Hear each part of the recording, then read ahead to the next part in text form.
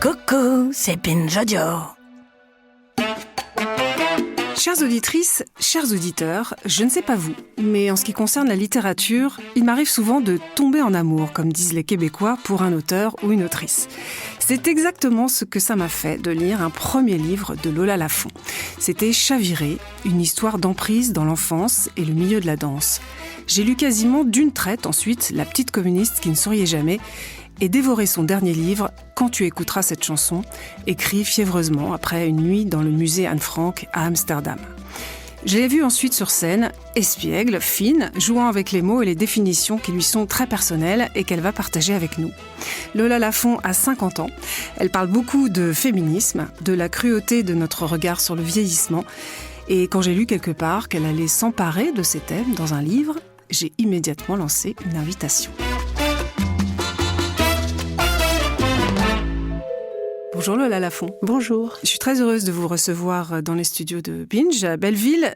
C'est vrai que le corps des femmes qui vieillissent, c'est un sujet dont vous pourriez faire un roman, ou c'est un sujet en tout cas autour duquel vous tournez beaucoup? C'est assez nouveau parce que je pense que moi, je vieillis en même temps que mes lectrices. C'est devenu un sujet parce que je regarde autour de moi, en fait, comme pour tous les sujets, et que j'ai toujours eu envie, j'ai toujours eu à cœur que les romans s'emparent de ce qui n'est pas montrable et montré. Et que ça soit les squats dans Une fièvre impossible à négocier, que ça soit ce que ça veut dire d'être victime d'emprise quand on est adolescente, comment ça se répercute sur tout l'âge adulte dans Chaviré, etc. Oui, je pense que le corps des femmes est un vrai sujet, et tellement d'ailleurs que, on le sait, il n'est pas visible dans la fiction, qu'elle soit écrite ou filmée, très très peu. On en parle beaucoup, oui, dans Show dedans, cette invisibilisation des femmes de 50 ans. Mais c'est quand on commence à y réfléchir, en fait, et qu'on commence à chercher, il faut vraiment, on retombe toujours sur les mêmes noms, on vous dit, mais non, mais il y a Meryl Streep. Ouais.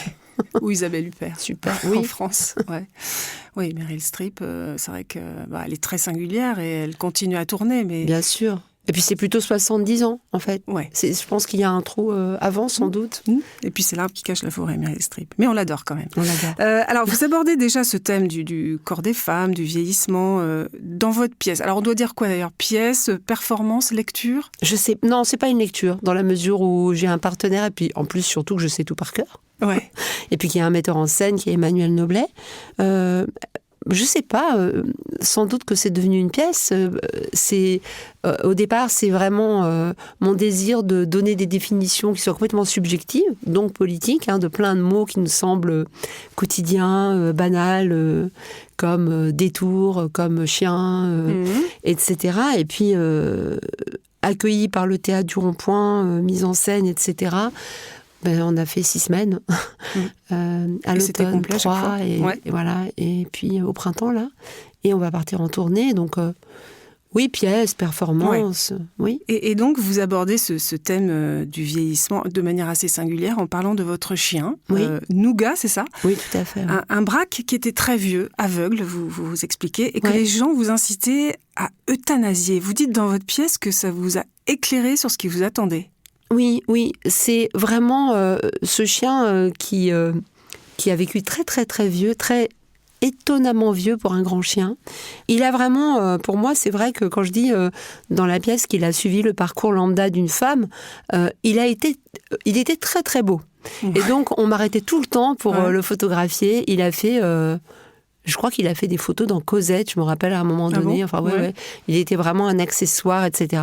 Et puis, il a vieilli.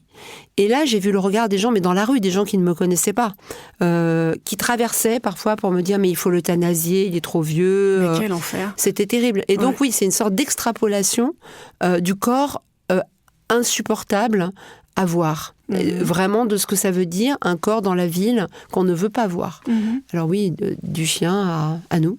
Oui, c'est vrai que vous parlez de la ville, c'est vrai que notre société en général est la vieillesse, mais alors plus que tout dans les villes et à Paris notamment, dès que les vieux sont vraiment trop vieux, Oui. on les fait disparaître en fait. Ah, mais dans le centre de Paris, il n'y a pas de personnes âgées. Si vous regardez autour de vous, c'est vraiment conçu pour la rapidité, savoir s'éviter, toutes les choses que vous ne pouvez plus faire quand vous vieillissez. Vous êtes peu à peu, c'est une sorte de précarité, le grand âge. Donc vous êtes un peu relégué à la périphérie, vraiment. Ah oui, complètement. Et ça vous fait peur, vous, pour votre vieillesse, à vous ? Non, parce que je pense que la solution, comme pour tout, c'est le collectif. Et je pense que tous les problèmes auxquels on réfléchit, c'est ça de gagner. C'est-à-dire que je pense qu'il faut s'organiser entre amis, etc. Qu'il ne faut pas vieillir seul et je pense que c'est une bonne idée de ne pas compter sur uniquement les liens familiaux, mais pour tout. Que l'amitié est un pari plus sûr. Vieillir entre amis, ça fait l'objet d'un épisode d'un show dedans, c'était vraiment passionnant. Alors c'est frappant cette analogie avec le chien que vous reprenez pour décrire votre personnage Betty, une ancienne danseuse dans Chaviré. Je vous lis un passage qui m'a frappée. Betty était l'équivalent humain d'un vieux chien boiteux, une femme grosse et quinquagénaire qui ne se teignait pas les cheveux, et ça ne lui déplaisait pas. Elle aimait bien ça, vieillir, enfin. Dans la rue, les hommes la croisaient sans la voir. Alors Betty, c'est une femme... Je me souvenais pas du tout. Écoutez, moi je l'ai lu et je l'ai relu puisque je vous recevais. Betty, c'est une femme dans votre roman qui a été une danseuse incroyable, mais qui a été abusée, enfant, qui ne s'en est évidemment jamais remis. Et on voit bien sous votre plume qu'elle renonce à tout ce qui peut approcher de la séduction, finalement. Alors, je le vois pas tout à fait comme ça, mais je comprends pourquoi vous dites ça, c'est vrai.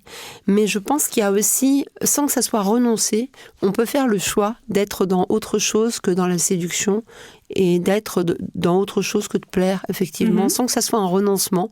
C'est juste un autre rapport qu'on a à son corps.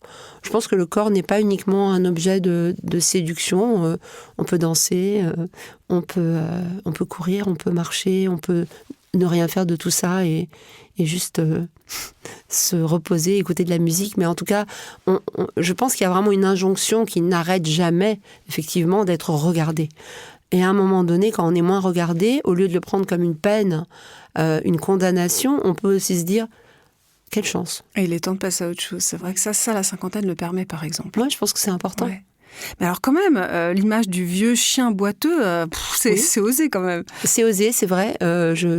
Mais sachant mon amour pour les vieux chiens boiteux, c'est un personnage pour lequel j'ai vraiment beaucoup d'empathie. D'ailleurs, je veux dire, c'est socialement, c'est pas moi qui le pense. Effectivement, je pense que la société n'a aucune sorte d'empathie, d'amour, je sais pas, pour une femme vieillissante. C'est oui, non.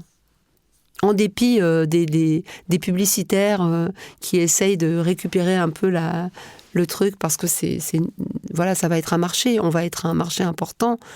Je pense que dans les faits, ça reste quelque chose c'est comme si vous aviez tout d'un coup quitté le jeu, quoi. Et ce jeu-là, c'était le seul que vous deviez jouer. C'était ce fameux jeu de la séduction. Ah ben oui. Ouais. Alors vos personnages féminins qui ont la cinquantaine, ils sont assez cabossés quand même, mais... Et ça rejoint ce que vous dites là, ce sont aussi des femmes libres. Le personnage de Betty, c'est ce que je pense effectivement d'elle, c'est que finalement, dans Chaviré, en tout cas, c'est la seule qui soit vraiment libre, parce qu'elle s'est débarrassée des désirs des autres, dont celui de sa mère.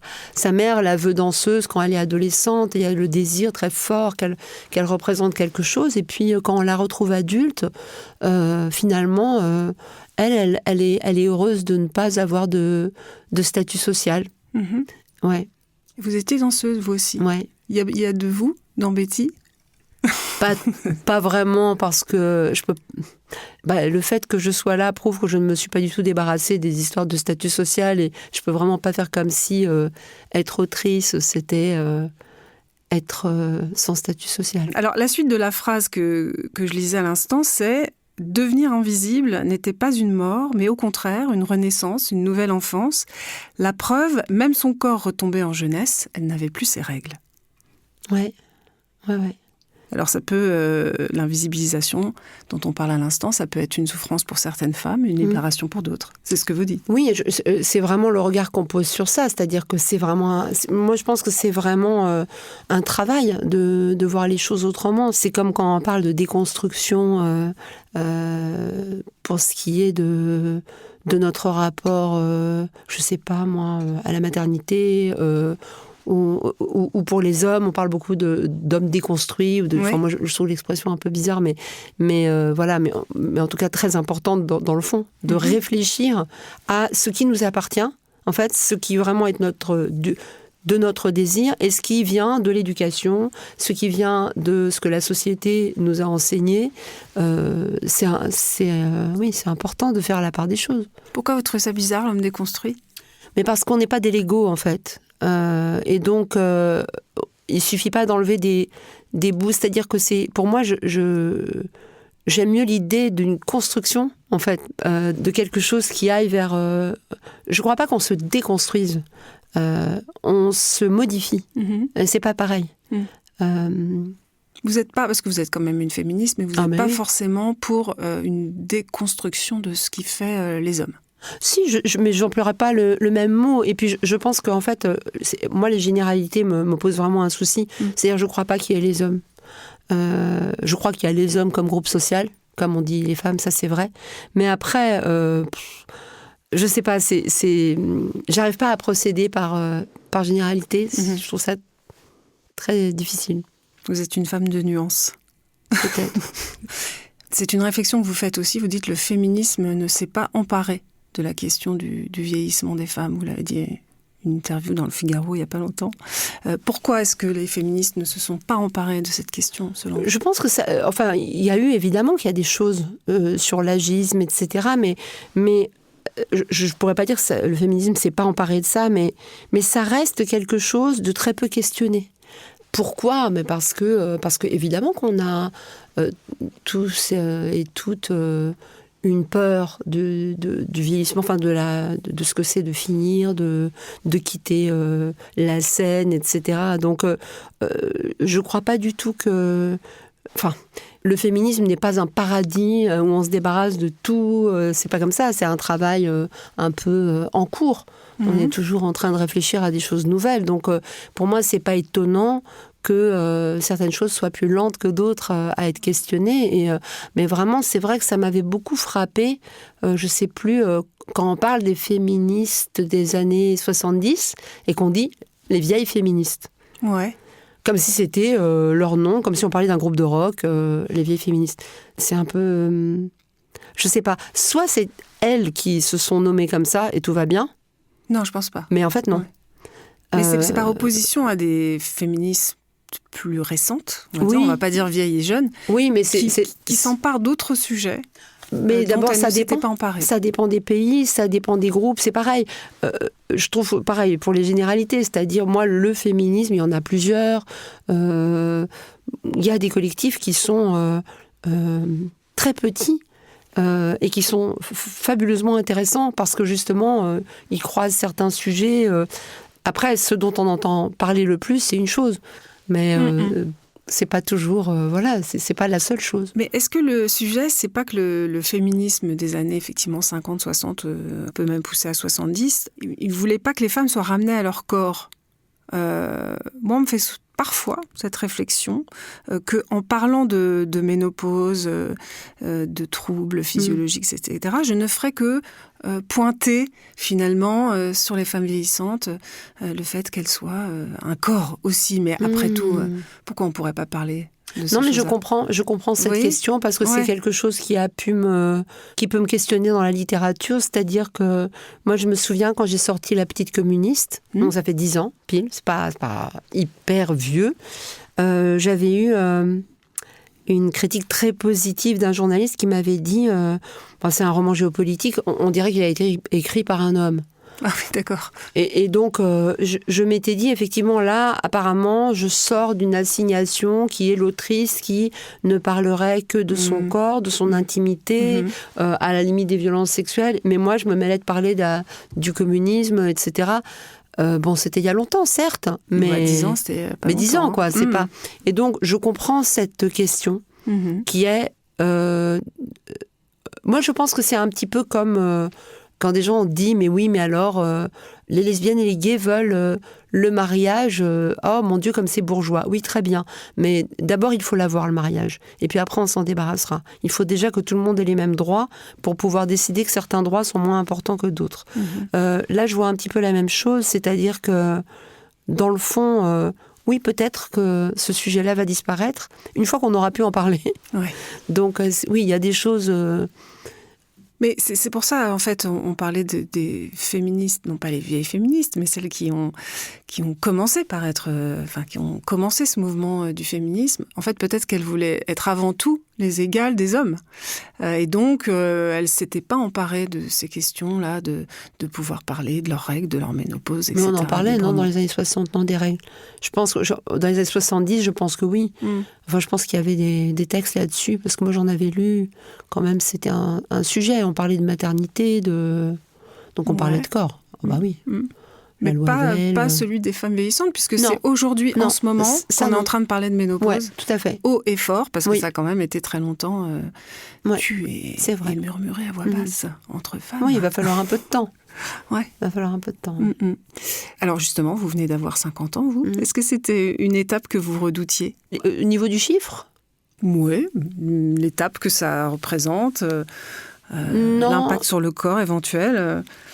Moi, je pense que la seule chose que je redoute, c'est... je suis très sportive. Enfin, je ne sais pas si on dit du sport pour la danse, mais je fais une sorte de lot comme ça avec les choses que je fais. Ce que je redoute, c'est de plus pouvoir le faire.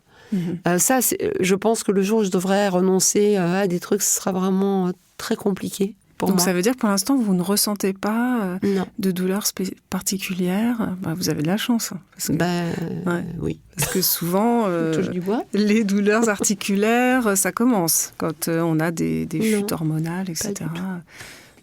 Et donc vous avez vécu cette période comme une fleur Comme une grande libération. Ouais. Ouais. Parce que je pense que je vais vraiment pas être politiquement correcte, alors pardon, hein. Excusez-moi. Moi, j'ai détesté avoir mes règles. Ouais. Mais ça, c'est quand même commun à beaucoup de femmes. Ouais, mais fois. je n'ai jamais voulu avoir d'enfant non plus. Ça m'a jamais intéressé du tout. Donc, en fait, le côté la ménopause, je suis en deuil et tout ça, c'est pas quelque chose que je peux ressentir parce que je n'ai pas été sur ce chemin-là. Donc, je ne ressens pas un manque ou je me sens pas amoindrie. Moi, pour moi, c'était une libération. Je me suis dit, ah, bien. Donc, ça n'a pas été quelque chose de traumatisant. Ça n'a pas été une perte. Non. Ni une perte, par exemple, de désirabilité. Et là encore, on parle du regard que la société porte sur les femmes quand elles arrivent à la cinquantaine. Mais je vais encore dire un truc affreux. Je pense que... Allez-y, ne vous censurez pas. Je pense que pour moi, ma vie, elle passe à travers ce que je fais. Elle passe par là, par les livres. Et j'ai la chance, la grande chance, que les choses soient allées dans l'autre sens. C'est-à-dire, finalement, à partir de la petite communiste, il y a vraiment un grand changement. Donc à partir de 40 ans. Ben oui. Ouais. Et donc, et bon, après, ça peut s'écrouler après-demain, évidemment. Les gens peuvent décider qu'ils n'ont plus du tout envie de me lire. Mais du coup, il y a quelque chose d'extrêmement vivant qui s'est déployé avec Chaviré, quand tu écouteras cette chanson pour le moment. Et c'est extrêmement, vraiment, de la vie. Et donc, je peux pas... pour le moment, je ne ressens pas une perte de désirabilité, en tout cas professionnelle, parce que c'est l'inverse. Donc... Et dans l'intimité? C'est très intime. Oui, désolée. Dans l'intimité... alors là encore, je pense que je vais un petit peu peut-être gâcher l'ambiance. Ma spécialité, vous savez, c'est les féministes qui gâchent l'ambiance. Dans la mesure où je pense que moi, j'ai été victime de viol. Ça, c'est pas ce que je pense. Ça, c'est le fait. Ma phrase est mal faite, mais... l'histoire du désir n'est pas une chose simple et pas uniquement positive. Je comprends. Vous voyez, c'est pour ça, je vois pas ça comme un terrain fleuri, et je le vois aussi comme quelque chose d'extrêmement violent. Ouais. Et du coup, la possibilité peut-être d'avoir d'autres rapports, d'autres relations aussi avec les unes et les autres, les uns et les autres, ne me fait pas peur. Après, je vis en couple banalement. Et est-ce que il vous a fallu arriver à la cinquantaine pour parler de choses profondément intimes, comme le viol par une personne proche, que vous racontez sur scène d'ailleurs, hein, au Théâtre du Rond-Point, ou encore vos racines familiales, quelque chose que vous avez mis du temps à aborder? C'est vrai. Écoutez, peut-être ça a un rapport. Moi, j'aimerais bien croire ça, en tout cas, qu'il y a un moment où... Mais je me le dis des fois, en fait. Je pense que j'ai passé tellement de temps, je veux dire, en ayant fait beaucoup de danse, c'est-à-dire ma première vie, c'était centré autour du corps quand même, hein. Même si ça n'est pas que ça la danse. Je pense que j'ai acquis un truc, et ça, c'est un rapport avec l'âge. Il y a des fois où je me dis, oh, mais en fait, j'en ai plus rien à foutre. Ça m'arrive vraiment de me dire ça, ce qui est impensable il y a 10 ans. Plus rien à foutre de quoi? Des questions qui ont pu m'agiter. Alors, est-ce que je suis assez comme ça? Et vraiment, il m'arrive de me dire, en fait, je m'en fous. Et très sincèrement, de passer à autre chose tout de suite. Donc, une partie de ma tête s'est trouvée libérée. Prête à se consacrer à d'autres trucs. Ouais. Et ça, c'est pour quelqu'un qui a été élevé, comme moi, dans la performance corporelle, correspondre à certains critères, et tout ça, enfin tout ce truc, tout ce paquet, c'est plutôt bien. Mais ça, c'est quelque chose qui est commun à beaucoup d'entre nous. Oui. C'est arrivé à cet âge-là, en fait, on s'en fout. Tout à coup, on s'en fout. Ouais. Ça, c'est plutôt plaisant. Oui. Et moi aussi, je trouve que ma vie est plus intéressante depuis que j'ai cessé de me préoccuper du regard des autres. Oui, ouais. C'est clair. Il y a quelque chose qui m'a toujours frappée. C'est, j'avais lu un livre quand j'avais 14 ans, je crois, d'une féministe américaine. Et elle disait, mais c'est vraiment, maintenant ça semble évident, mais ça ne l'était pas dans les années 80. Pendant que les femmes se préoccupent de leur apparence, font des régimes, et bien pendant ce temps-là, elles ne font pas les études qu'elles doivent faire, elles ne passent pas du temps à penser à construire quelque chose qui leur appartienne. C'est un temps, parce que le temps est limité, qui est consacré, c'est un temps de souffrance qui est consacré à quelque chose qui s'évanouit et qui est donc une grande inégalité avec le parcours des hommes. Je ne sais plus qui avait fait ce truc incroyable aussi. Vous avez 15 ans, vous vous préparez le matin pour partir au lycée, vous voyez la fille qui passe une demi-heure pour faire un brushing. Tout ce temps-là, j'ai rien contre d'ailleurs, je trouve ça très chouette aussi. Mais j'ai commencé à me poser la question de ce temps. Est-ce que c'est pas du temps perdu? En tout cas, c'est un temps où vous faites pas autre chose. Ouais. Et ça m'empêche pas d'être très, je pense, comme tout le monde, très intéressée par tout ce qui est superficiel et joyeusement superficiel, quoi. Mais quand ça devient un malheur, c'est-à-dire une angoisse de comment on est, une sorte de sentiment terrible d'inadéquation, de rejet, tout ça, c'est quand même... Je dirais pas que c'est un complot contre les femmes, mais clairement, on est encouragé à se soucier de tout, sauf de travailler à prendre une place dans ce monde. Très juste. C'était Susan Sontag, l'écrivaine, non? Non. Faludi. Ok. Ouais. C'est Suzanne aussi, oui. Alors, vous racontez souvent, Lola Lafont, que vous avez grandi en Roumanie, parce que vos parents souhaitaient vivre dans un pays communiste. Comment est-ce que cette différence-là, d'être arrivé plus tard, à quel âge d'ailleurs vous êtes arrivé? 12 ans et demi. 12 ans et demi. Ouais. Comment cette différence-là vous constitue? Mais c'est dur de le savoir parce que, voilà. Par exemple, il y a plein de références, j'imagine, d'enfance que vous n'avez pas en commun avec oui, la télé. Les gens qui ont grandi ici. Il me manque un gros pan de culture populaire. Ça m'arrive très souvent de dire, mais qui est je sais pas. Qui est Dorothée? Non, je l'ai connue. Qui est, je sais pas. Oui, mais ça m'arrive souvent. Qu'on me parle d'une série, d'un feuilleton, je sais pas du tout qui c'est. Je pense que ce que ça m'a apporté et qui est vraiment important aujourd'hui, au jour le jour, dans le travail d'écriture, c'est la distance. C'est-à-dire que j'ai grandi dans un système politique et puis après j'en ai connu un autre. Et donc j'ai appris que la vérité est toute relative et qu'il y a beaucoup de versions du réel. Je pense que c'est quelque chose qui est très important aujourd'hui. Je vous ai entendu dire aussi quelque part que vous aviez vécu dans un monde gris jusqu'à vos 12 ans. Et Non. qu'ensuite vous aviez découvert la couleur avec, non. avec l'Ouest, entre guillemets. Ah non, l'inverse. L'inverse. C'est-à-dire, oui, pour le coup, c'est vraiment un cliché que je reproche à l'Europe de l'Ouest, c'est de dépeindre l'Europe de l'Est, mais aujourd'hui aussi, comme un monde gris. Et moi, je n'ai pas vécu un monde gris. Moi, je n'ai pas du tout vécu un monde gris. J'ai vécu dans un monde... j'étais enfant, donc je ne peux pas vous parler du régime politique. C'est pas ce que vous vivez quand vous êtes enfant. C'était Ceausescu, on le rappelle, le dictateur. Ouais. Mais évidemment qu'il y avait un quotidien extrêmement complexe pour les adultes, extrêmement douloureux, mais aussi, moi, je suis partie avant que ça soit... Moi, je suis pas restée jusqu'en 89, donc... Mais... ce cliché de l'Occident qui représente les ex-pays de l'Est comme quelque chose de gris, de triste. Mais non. Ok, j'avais mal lu alors. Ça arrive.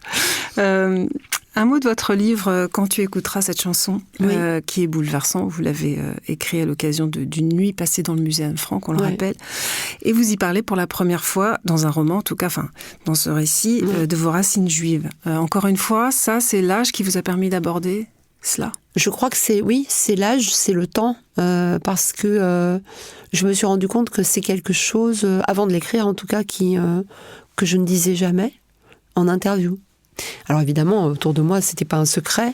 Et puis ça a coïncidé avec l'hypercachère, avec la tuerie de l'école Zaratora. Et j'ai vu tout d'un coup, autour de moi, j'ai entendu des choses que je pensais jamais entendre. Et moi, j'étais d'une certaine façon très protégée. Parce que je m'appelle Lafont, c'est le nom de mon père. Et parce que je suis blonde et que je ne corresponds pas au cliché qu'on a en France de ce que c'est d'être juif. Et ça m'a beaucoup, beaucoup marquée et interrogée aussi. Et je me suis dit que dans une famille comme la mienne, où il y a eu beaucoup d'héroïsme, du vrai, moi, je n'avais pas à faire preuve d'héroïsme du tout. Donc, le strict RSA du courage, en fait, vraiment, c'était quand même de dire d'où je viens. C'est pas grand-chose, hein. Et c'est vrai que, par exemple, dans Chaviré, il y a une héroïne qui est très attirée par cette famille juive avec ses rituels, etc. Cléo. Et c'est comme ça que vous l'avez abordé, mais... Je pense que c'est quelque chose... Oui, dans Chaviré, il y a Jonas, le jeune homme qui ne veut pas être juif. Ça, c'est tout à fait moi. Qui, pendant l'adolescence, trouve que c'est trop triste et trop glauque d'être juif ashkénaze, Et bon, alors je le disais tout à l'heure, vous adorez les définitions et surtout les réécrire à votre manière. C'est encore une fois l'objet de cette pièce au théâtre que vous allez reprendre à la rentrée. Parmi elles, il y a celle-ci, que j'aime beaucoup.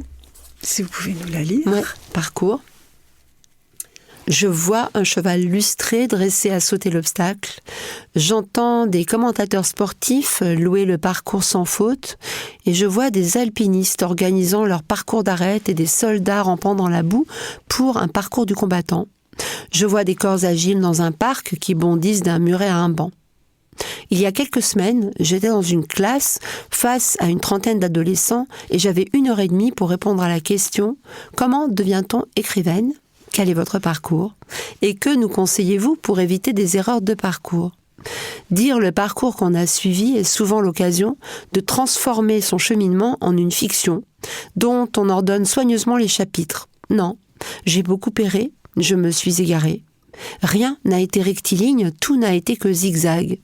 Mon parcours, il a été laborieux, j'ai trébuché et de façon répétée, il y a eu de la casse, beaucoup, des détours. Alors c'est quoi cette idée que j'aime beaucoup là avec votre partenaire qui est musicien, de tirer des fiches et comme ça de donner des mots de définition. Ça vous est venu comment ? Ça m'est venu vraiment...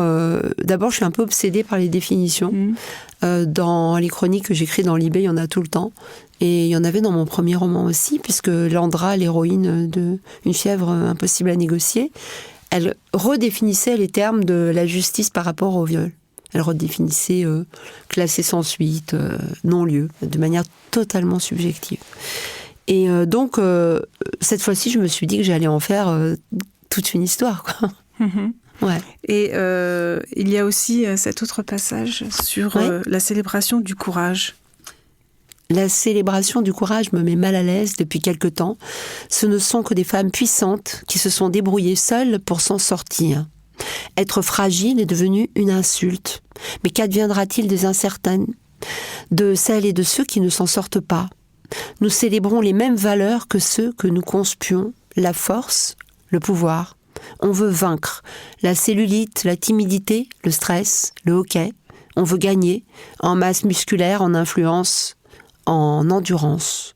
C'est une petite musique martiale qui rythme nos quotidiens.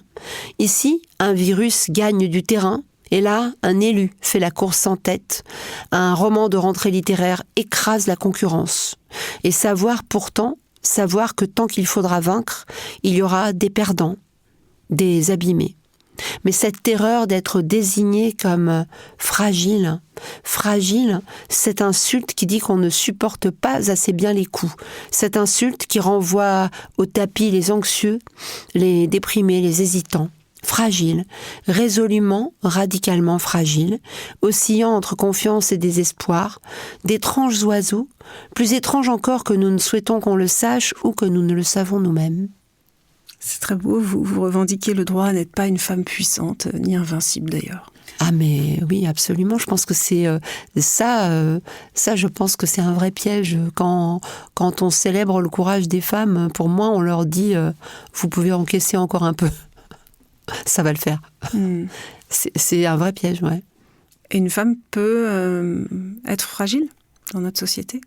C'est pas facile, c'est difficile pour une femme d'être fragile parce que elle a vraiment, clairement, on se heurte à j'allais dire, tellement d'adversité au pluriel, quoi. Mais il faut s'accorder ce droit-là, en fait. Oui. Et le dire, j'ai l'impression qu'il faut le dire aussi, quoi. Comme de dire, par exemple, que on est ménopausée, qu'on est vieillissante. Oui. Voilà. Bon, moi, c'est tout mon sujet. Hein, donc bah c'est oui, pour ça oui, que oui. je me permets. Mais oui, bien sûr. Je tire une autre carte, la dernière, le Lafond, pour la définition de fermeté, qui fait l'objet d'une vénération, selon vous. Fermeté des seins, des cuisses, des discours politiques musclés, couillus, tout sauf être un flambi. Horreur du friable, du mou, du tremblement. Là, évidemment, on en vient aux injonctions qui sont faites aux femmes, hein, le fait de vieillir, mais pas trop, en restant présentable, sans se relâcher, hein, d'être bien conservé. Ouais. Moi, j'avoue que c'est une lutte pour moi de voir mon corps, d'accepter mon corps. Ah, mais c'est très difficile. C'est difficile. C'est très difficile. Vous trouvez aussi ? Oui, c'est très difficile. Dans l'absolu, je pense qu'il faut pas, ce que je disais tout à l'heure, c'est-à-dire qu'il ne faut pas en faire un sujet de fixation, ou alors il faut détourner... je veux dire, moi, ça passe vraiment par la danse, en fait, mon rapport au corps. Donc, quand j'arrive plus à faire des trucs aussi bien, ça me déprime vraiment beaucoup plus que l'apparence, en fait. C'est ça. Là, vous travaillez sur quelque chose en particulier ? Oui, là, donc en janvier sort un recueil de toutes les chroniques écrites dans Libération, mais augmenté de beaucoup, beaucoup d'autres. Donc, je travaille sur des textes courts. D'accord. Et puis il y a cette pièce, donc, Un état de nos vies, que vous avez joué au Rond-Point avec le musicien Olivier Lambert, qui reprend au mois de septembre. Au Rond-Point, et puis ensuite qui partira sur les routes au mois d'octobre. Alors en vrac, dans le 77, à Grasse, à Aix, Caen, Châtellerault. On peut voir les dates sur le site du théâtre et courez le voir, c'est formidable. Merci beaucoup, Lola Lafond, d'être venue nous voir. Cet épisode était coproduit par Binge Audio avec l'aide de Lorraine Bess. Il était réalisé par Clément Morel. Et moi, je vous donne rendez-vous dans 2 semaines.